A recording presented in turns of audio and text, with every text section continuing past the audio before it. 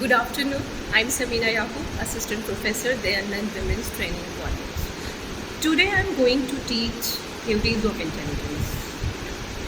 और उसमें हम सबसे पहले आप लोगों को पढ़ाएंगे बुद्धि के द्विकारक सिद्धांत।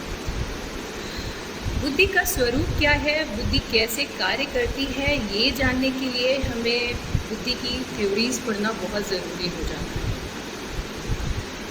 और बुद्धि के द्विकारक सिद्धांत, जिसको अंग्रेजी में 2 फैक्टर थ्योरी कहते हैं, पढ़ाने से पहले हम बुद्धि का एक कारक सिद्धांत के बारे में बात करते हैं। बुद्धि का एक कारक सिद्धांत एल्फ्रेड बिने ने दिया, जिनके अकॉर्डिंग बुद्धि के अंदर सिर्फ एक योग्यता होती है या एक कारक होता है। हम अपने दैनिक जीवन में जो भी कार्य करते हैं वो उसी से प्रभावित होकर करते हैं। जिसकी बुद्धि जितनी उच्च होगी वो जीवन में उतना सफल होगा और उतनी अच्छे तरीके से कार्य कर सकता है।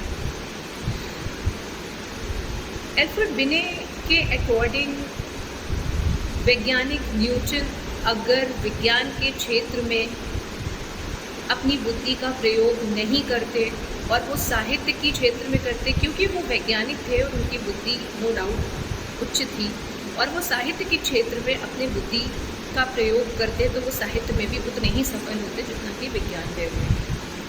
लेकिन बहुत सारे मनोवैज्ञानिकों ने इनकी आलोचना करी है और कहा है कि नहीं, सफलता जो है हमारी रुचि और रुझान पर भी निर्भर करती है, तो पूरे तरीके से ये बात सही नहीं है। इसीलिए बुद्धि का एक कारक सिद्धांत बहुत ज़्यादा सफल नहीं माना गया। चलिए अब हम पढ़ते हैं 2 फैक्टर थ्योरी। 2 फैक्टर थ्योरी का प्रतिपादन स्पीयरमैन ने 1904 में किया था। इनके अकॉर्डिंग बुद्धि के अंदर 2 कारक होते हैं, मतलब बुद्धि 2 योग्यताओं से मिलके बनी है।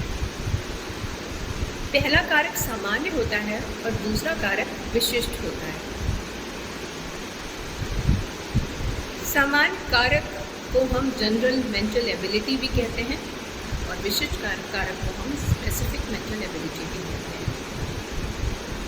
सामान्य मानसिक योग्यता हमको जन्मजात मिलती है, हमें हेरिडिटी से मिलती है, स्थिर होती है, सभी को मिलती है और इसके अंदर परिवर्तन नहीं किया जा सकता, इसको घटाया या बढ़ाया नहीं जा सकता।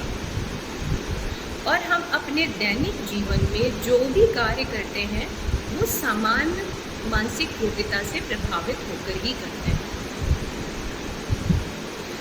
दूसरी विशिष्ट मानसिक योग्यता है जिसको हम गेन करते हैं।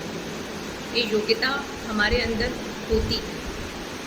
उदाहरण के लिए मान लीजिए कि मेरी विशिष्ट मानसिक योग्यता म्यूज़िक है और हमने म्यूज़िक में थोड़ा काम किया, हमने म्यूज़िक को थोड़ा और सीखा, तो कंपैरिजन उन लोगों के जिनके पास म्यूज़िकल स्पेसिफिक मेंटल एबिलिटी नहीं है, मैं उनसे ज़्यादा सफल हो पाऊँगी।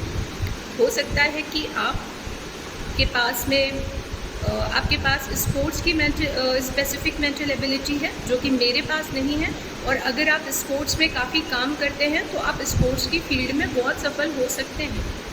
या कोई व्यक्ति बहुत अच्छा पेंटर है तो उसके अंदर ज़रूर स्पेसिफिक मेंटल एबिलिटी पेंटिंग की होगी, तभी वो उस क्षेत्र में सफल है। और स्पेसिफिक मेंटल एबिलिटी के बारे में आपको बता दूं कि स्पीयरमैन के अकॉर्डिंग स्पेसिफिक मेंटल एबिलिटीज़ किसी भी व्यक्ति के अंदर कई हो सकती हैं, ज़रूरी नहीं है। जनरल मेंटल एबिलिटी सिर्फ एक होती है, जन्मजात होती है, इसे घटाया बढ़ाया नहीं जा सकता। हम जो भी कार्य करते हैं दैनिक जीवन में उसी से प्रभावित होकर करते हैं, लेकिन स्पेसिफिक मेंटल एबिलिटी किसी भी व्यक्ति में 1, 2, 3, 4 या इससे भी ज़्यादा हो सकती है। मान लीजिए कोई छात्र जो है वो मैथ्स का बहुत अच्छा स्टूडेंट है, तो हो सकता है कि वो स्पोर्ट्स में हो, ये उसकी स्पेसिफिक मेंटल एबिलिटी है। हो सकते हैं कि वो अच्छी पेंटिंग करना भी जानता हो। हम लोग देखते हैं और कि कई स्टूडेंट्स, कुछ लोगों को भी देखते हैं जिनके अंदर कई स्पेसिफिक मेंटल एबिलिटीज़ होती हैं। तो जनरल मेंटल एबिलिटी जो कि हमें हमेशा हम जो भी कार्य करते हैं, भले ही हम स्पेसिफिक मेंटल एबिलिटी का प्रयोग कर रहे हों, लेकिन उस समय भी हमारी जनरल मेंटल एबिलिटी हमारे साथ होती है। जैसे मान लीजिए अगर कोई व्यक्ति क्रिकेट खेल रहा है, स्पेसिफिक मेंटल एबिलिटी उसकी क्रिकेट खेलना है, तो सामान्य मानसिक योग्यता का भी वहाँ पर प्रयोग हो रहा है। बिना सामान्य मानसिक योग्यता के कोई भी व्यक्ति विशिष्ट कार्य भी नहीं कर सकता है। इसीलिए स्पीयरमैन महोदय ने जनरल मेंटल एबिलिटी को बहुत ज़्यादा महत्वपूर्ण बताया।